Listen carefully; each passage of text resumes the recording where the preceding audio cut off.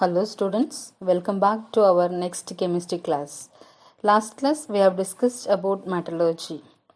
In metallurgy we have discussed about concentration of ores, extraction of crude metals, refining of crude metals we have discussed. In that many methods also we have discussed. So the next topic we are going to see today is thermodynamic principle of metallurgy. Already we have discussed in 11th standard thermodynamics lesson. What are the thermodynamic state function we have discussed?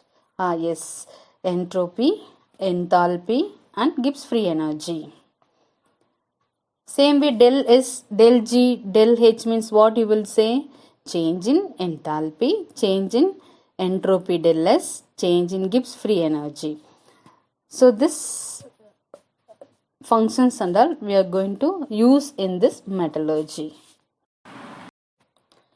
Already we discussed extraction of metals from their oxides can be carried out by different types of reducing agent.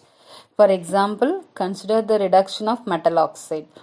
In generally we can take metal oxide formula MXOY means that metal oxide is reduced to metal and oxygen. Okay. Now this above, that is this general reaction is carried out by and reducing agent carbon means carbon is oxidized to either carbon monoxide or carbon dioxide. That time that metal oxide is reduced to corresponding metal. Suppose we are using reducing agent, instead of using carbon we are using carbon monoxide means then carbon monoxide also oxidized to carbon dioxide. That time that metal oxide is reduced to corresponding metal. Yes, suitable reducing agents selected based on the thermodynamic principle. We know that spontaneous reaction, already we have discussed in 11th standard students. For a spontaneous process means nothing but del S positive, del H negative, del G negative. So for a spontaneous reaction, the change in free energy, nothing but del G, should be negative. Therefore, thermodynamically, the reduction of metal oxide with a given reducing agent can be carried out or occur if the free energy change for the coupled reaction is negative means. Okay, hence the reducing agent is selected in such a way that it provides large negative del G value for the coupled reaction. Here coupled reaction is nothing but that metal oxide is reduced to metal. At the same time the reducing agent should be oxidized to its oxide. This is the meaning for coupled reaction here. Yes, already we have discussed nothing but in 11th standard del G, change in Gibbs free energy of a reaction is given by the expression del G is equal to del H minus T into del S. What is del G? Change in Gibbs free energy. What is del H? Change in enthalpy. What is T? Temperature in Kelvin. And what is del S? Change in entropy. So, suppose if the process or the reaction is equilibrium reaction means del G 0. What is that del G 0 or del G naught we can pronounce. Del G 0 can be calculated by using equilibrium constant. This equilibrium constant also we have discussed already in 11th standard in chemical equilibrium lessons. What is equilibrium constant? K equilibrium. Okay, K suppose for the reactant to product means K or Kp we can write. So that is what equilibrium constant. So how del G is calculated by using the equilibrium constant means that is nothing but del G 0 is equal to minus RT ln Kp. For this only Harold Ellingham used the above relationship to calculate the del G0 values at various temperature for the reduction of metal oxide by treating the reduction as an equilibrium process. What is Ellingham diagram? Here Ellingham giving one representation, nothing but on plot. Okay, what is that is called as an Ellingham diagram. What is Ellingham diagram? It is nothing but graphical representation of various nothing but graphical representation of variation of the standard Gibbs free energy of the reaction for the formation of various metal oxide with temperature. With temperature is called as an Ellingham diagram. That is, we are taking a plot, that plot versus del G0 and temperature. Temperature is in x-axis and del G0 values in y-axis. This is nothing but Ellingham diagram. Next, we are going to discuss about the next topic, observation from the Ellingham diagram. What you observed from that Ellingham diagram. From the diagram, that is the representation, the graphical representation, for most of the metal oxide formation, the slope is metal oxide formation. That is, metal and oxygen will give metal oxide. That metal oxide formation is nothing but the slope is positive. So it can be explained as follows. How it can be explained? Why it is a positive? Oxygen gas, the metal is consumed oxygen gas during the formation of metal oxide. That time, what will happen? Which results the decrease in the randomness or disorder. Okay, oxygen, that is nothing but what we are saying, metal oxide formation. How one metal is converted into its oxide? One metal is converted into its oxide. Oxygen gas is consumed during the formation of metal oxide by the metal, which results what? Decrease in the disorder or otherwise randomness. Hence, what will happen? Decrease in the randomness or disorder. Already we have discussed in 11th standard. What is entropy? It is a measure of randomness or disorder of a molecule of a system. Yes. So, while formation of metal oxide, oxygen gas is consumed, that time decrease in randomness of a molecule. So, that time del S value become negative and it makes the term T into del S in the expression del G is equal to del H minus T into del S. So, T into del S is positive in the straight line equation. Understood or not what I am saying? Del H minus T into del S. In this minus T into del S value also negative means minus into minus, totally it will become what? Plus. Understood? So T into del S value become positive. So in the straight line equation. Next, second observation from the Ellingham diagram. The graph for the formation of carbon monoxide is a straight line. See the picture, that is graphical representation. In this, the graph for the formation of carbon monoxide is a straight line with negative slope. In this case, del S is positive because 2 moles of carbon monoxide gas is formed by the consumption of 1 mole of oxygen gas. 2 moles of carbon monoxide gas is formed by the consumption of how many moles of oxygen gas? 1 mole of oxygen gas. Understood? So it indicates that carbon monoxide is more stable at higher temperature.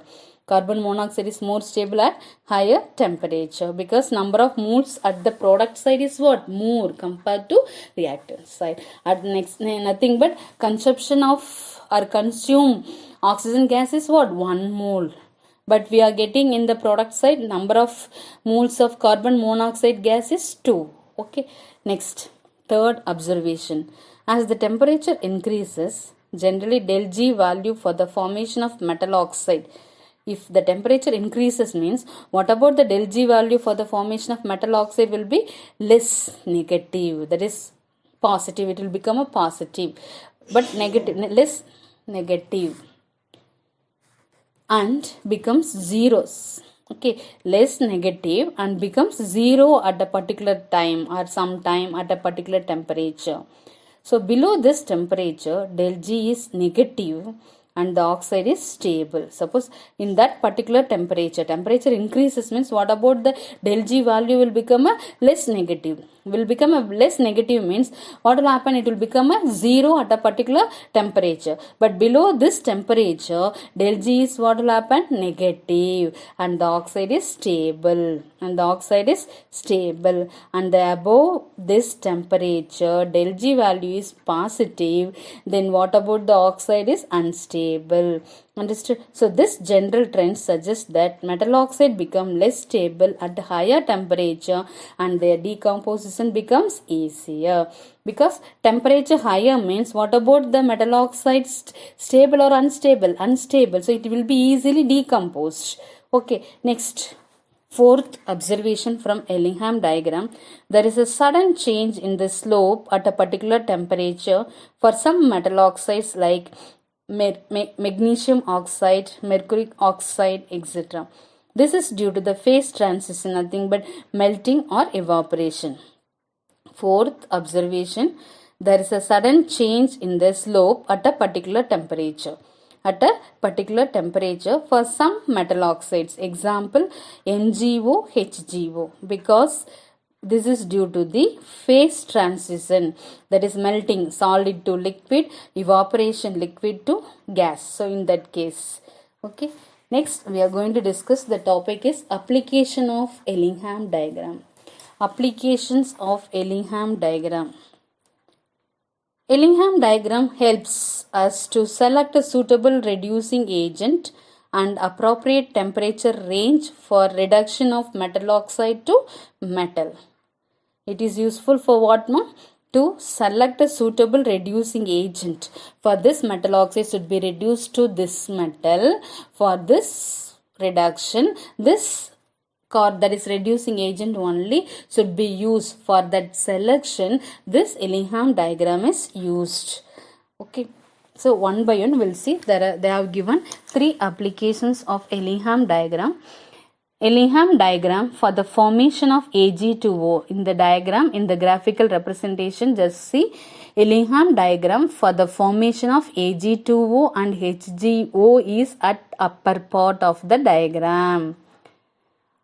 See the diagram, Ellingham diagram for the formation of Ag2O, silver oxide, and HgO is at the upper part of the diagram, and their decomposition temperature are 600 Kelvin to 700 Kelvin respectively. So it indicates that what means these oxides are unstable at moderate temperature and will decompose on heating even in the absence of reducing agent. Understood? So this is first application of Ellingham diagram. Ellingham diagram for the formation of silver oxide and HgO is the upper part of the diagram, and their decomposition temperatures are what? 600 and 700 Kelvin. So it indicates that these oxides are unstable at moderate temperature and it will be decomposed on heating even in the absence of reducing agent. Second application, Ellingham diagram is used to predict thermodynamic feasibility. Ellingham diagram is used to predict thermodynamic feasibility, possibility of reduction of oxide. Feasibility means possibility of reduction of oxides of one metal by another metal. Any metal can reduce the oxides of other metals that are located above it in the diagram. That is nothing but what, no? Any metal, one metal can use as a reducing agent for other metallic oxides to metal. So, but that are located in what? Above it in the diagram. So, for example, all of you listen the diagram. For example, in the Ellingham diagram, for the formation of chromium oxide lies above that of the aluminium. What it means that aluminium oxide is more stable than chromic oxide. Hence, aluminium can be used as a reducing agent for the reduction of chromic oxide to chromium. However, it cannot be used to reduce the oxides. Aluminium powder can used as a reducing agent for the reduction of chromic oxide to chromium, because aluminium oxide is more stable than chromic oxide. Why? In the diagram, in the Ellingham diagram, formation of chromium oxide lies above that of the aluminium. Okay, hence aluminum can be used as a reducing agent for the reduction of chromic oxide. However, aluminum cannot be used as a reducing agent for the oxides of magnesium and calcium. If you see the diagram, means which occupy the lower position than aluminum oxide. Okay, next, third application, the carbon line cuts across the lines of many metallic oxides, and hence it can reduce all those metallic oxides at sufficiently high temperature. So let us analyze thermodynamically what are the favorable conditions for the reduction of iron oxide by carbon. Okay, so in this, if you take means Ellingham diagram for the formation of iron oxide and carbon monoxide intersect. In the Ellingham diagram, just see the diagram, Ellingham diagram, graphical representation of Ellingham diagram.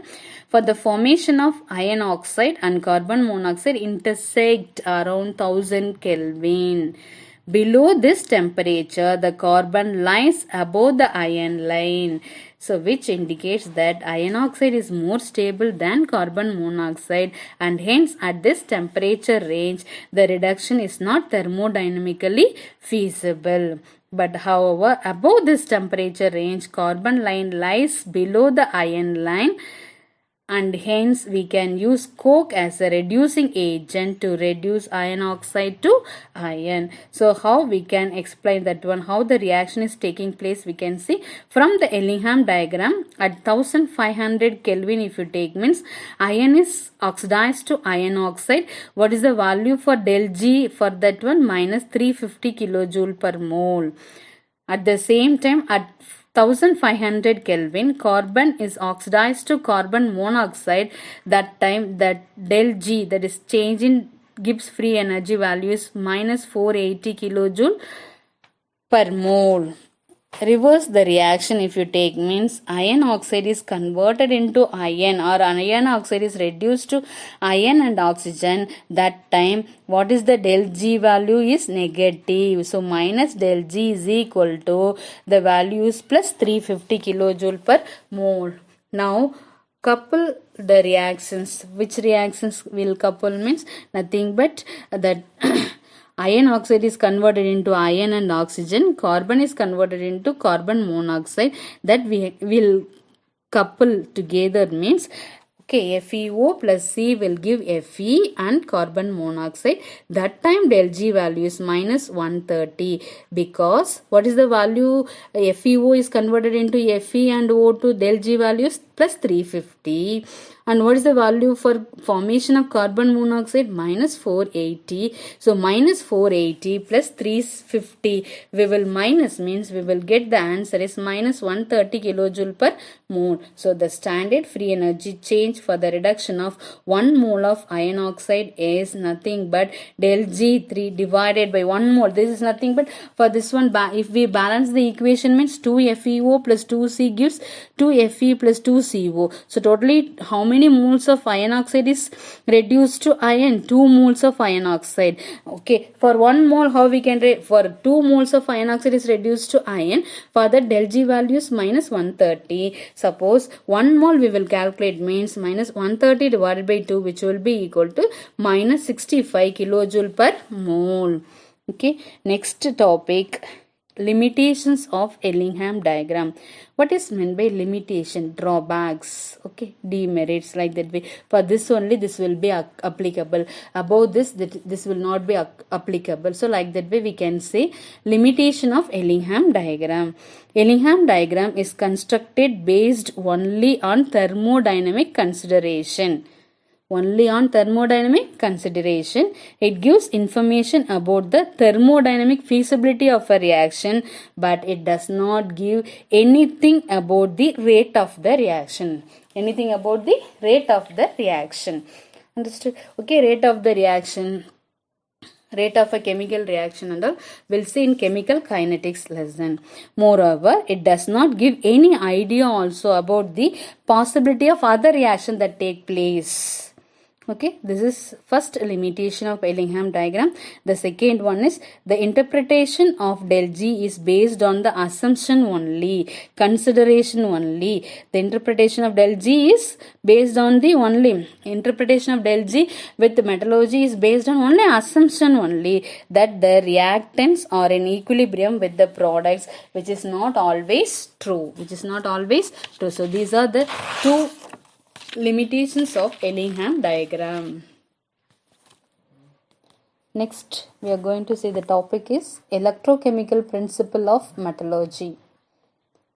Similar to thermodynamic principles, electrochemical principles also find application in metallurgy.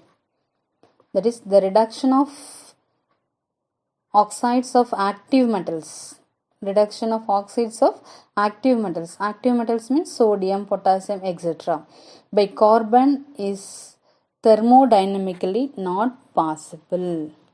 Reduction of oxides of active metals like sodium, potassium and all reduced by carbon is thermodynamically not possible, not feasible. So such type of metal is extracted from their ores by using electrochemical methods. You know, already we have discussed in this lesson itself, metallurgy lesson, electrolytic refining. Okay, so in this technique, the metallic salt solution are taken in the fused form or solution form. Metal salts are taken in the fused form or the solution form, and metal ions present in that solution can be reduced by treating it with some reducing agent, or otherwise the metal ion present it can be reduced by electrolysis principle.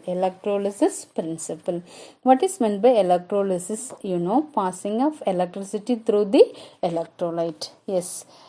Gibbs free energy change del G 0, standard Gibbs free energy change for the electrolysis principle or process is given by the expression is nothing but del G 0 is equal to minus NFE0. What is N here indicates that means number of electrons involved in the reduction process. And what is F? F is nothing but unit of electric charge. Actually, F is nothing but Faraday, they are saying. You know what is meant by Faraday? Quantity of electricity transferred.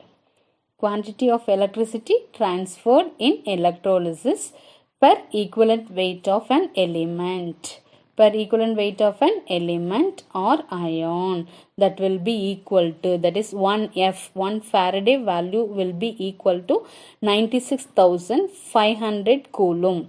What is F? Faraday. What is meant by Faraday? Quantity of electricity transferred in electrolysis per equivalent weight of an element or an ion.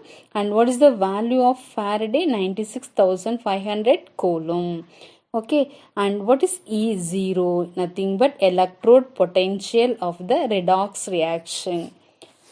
If E0 electrode potential is positive, then the del G value is negative and the reduction is spontaneous. Del G value negative means reduction is spontaneous, and hence redox reaction is planned in such a way that EMF of the net redox reaction is positive. When more reactive metal is added to the solution,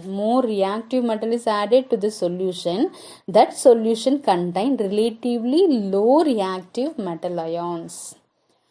If that solution contains relatively less reactive metal ions, that relatively less reactive metal ion should be reduced to its metal.